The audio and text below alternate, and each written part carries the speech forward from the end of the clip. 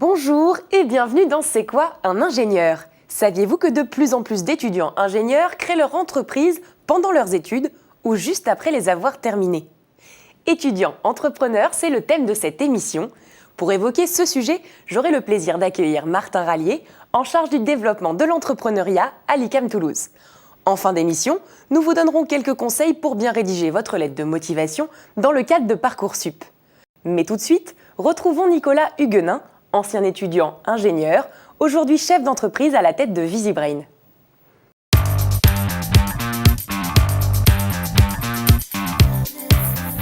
Ma profession, c'est chef d'entreprise. Donc en pratique, ça veut dire que je fais un peu tout. Mais en particulier, je m'occupe beaucoup de la partie commerciale et donc tout le développement commercial de VisiBrain. Nous sommes un éditeur de logiciels. On fait une plateforme de veille des réseaux sociaux pour la protection de la réputation. J'ai suivi une formation d'ingénieur à l'ISEP, promotion 2009, avec une spécialité réseau et une fin de parcours à l'international. Dans mon parcours d'ingénieur, il y a deux choses à l'ISEP qui ont été très importantes pour moi. C'était tout d'abord l'option de création d'entreprise, pendant laquelle j'ai eu l'occasion de monter théoriquement une entreprise, en tout cas un business plan, hyper intéressant. Ça m'a fait beaucoup réfléchir. Et ensuite, mon parcours à l'international. La dernière année, je l'ai faite aux États-Unis, où j'ai eu la chance de côtoyer des étudiants américains qui ont monté leur entreprise. Et en fait, je me suis rendu compte que finalement, être entrepreneur et créer une boîte, c'était pas compliqué, il fallait juste le faire.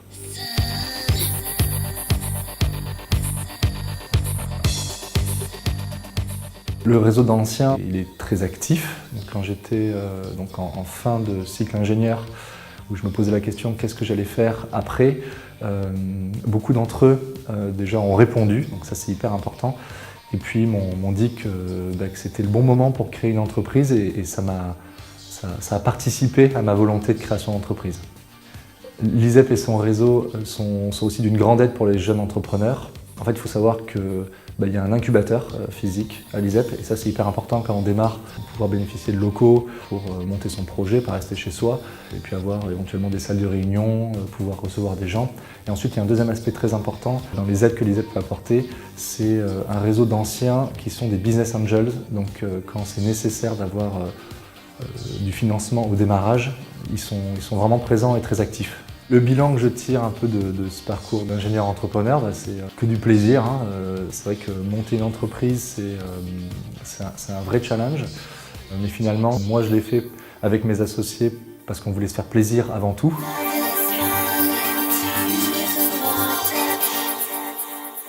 Bonjour Martin. Bonjour. Est-ce que vous confirmez que les étudiants ingénieurs, à l'image des jeunes, sont de plus en plus attirés par l'entrepreneuriat? Oui, je pense qu'il y en a de plus en plus. En fait, ils sont vraiment attirés pour trois raisons.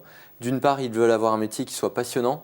Ils veulent un métier avec du challenge. Je crois que c'est important pour eux d'être fiers et de pouvoir se dépasser dans leur métier. Et en plus, ils nous le disent, ils veulent un métier qui a du sens et qui soit utile pour les autres. Et à mon avis, l'entrepreneuriat regroupe ces trois critères et c'est pour ça qu'on en a de plus en plus. Quelles sont les actions vraiment mises en place au sein des écoles d'ingénieurs pour encourager justement la fibre entrepreneuriale des étudiants? Toutes les écoles d'ingénieurs en fait, mettent en place différentes structures. Alors ça peut être des parcours de formation entre 6 mois à 2 ans à peu près. Ça peut être de l'accompagnement à la carte en fonction des projets. Ça peut être également des structures comme des incubateurs ou alors des Fab Labs. À l'ICAM, nous en fait, on mise sur d'une part donner du temps aux étudiants qui ont des projets de création d'entreprise. Donc on leur donne 2 ans pour pouvoir peaufiner leur projet de création d'entreprise. On mise aussi sur la partie expertise technique parce qu'on est une école d'ingénieurs. Donc l'objectif c'est de pouvoir les accompagner en leur donnant accès à des machines ou à des enseignants-chercheurs qui vont pouvoir les accompagner sur l'aspect technique. Et la dernière chose c'est de pouvoir développer leur réseau. Donc on fait en sorte qu'ils quittent on va dire le milieu ICAM et qu'ils puissent aller travailler avec d'autres étudiants dans d'autres structures pour pouvoir bénéficier justement d'autres accompagnements et pas uniquement rester que entre ICAM.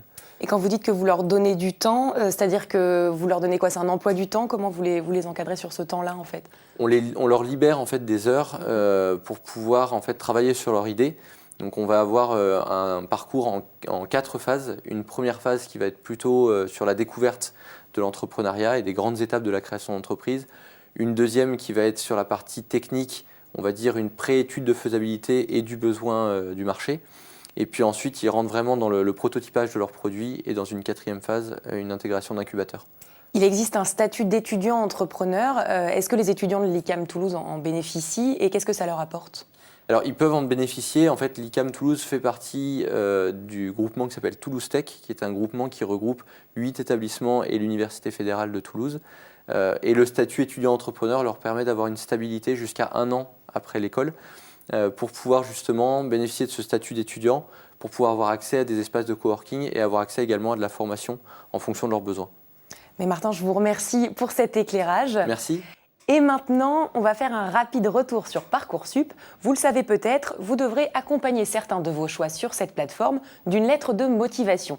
Voici donc quelques conseils avant de commencer sa rédaction.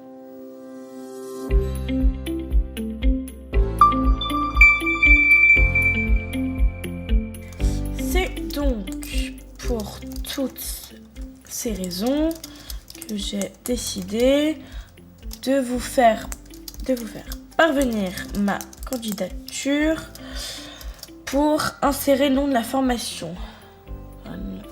Ah, ok. Je mets une des écoles d'ingénieurs de la FESIC. Et hop. Nanana, je vous prie d'agréer, machin.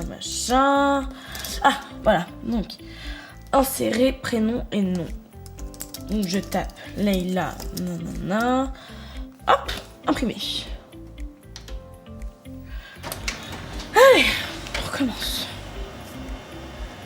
C'est donc pour toutes ces raisons que j'ai décidé de vous faire parvenir ma candidature pour insérer le nom de la formation.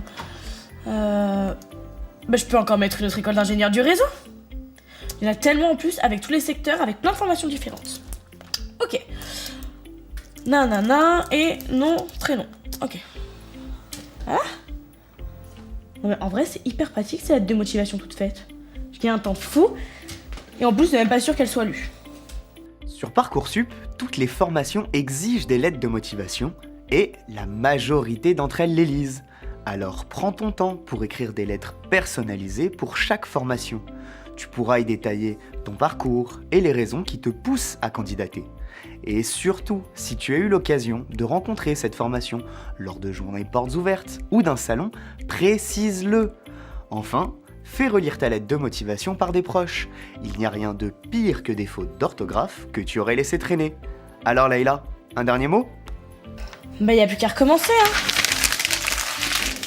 C'est la planète qui vous dit merci. Vous avez maintenant toutes les clés en main pour commencer la rédaction de votre lettre de motivation, à vos claviers donc. Merci de nous avoir suivis, on se retrouve très vite ici même, et d'ici là, rendez-vous sur demain.fr pour voir, revoir et partager cette émission.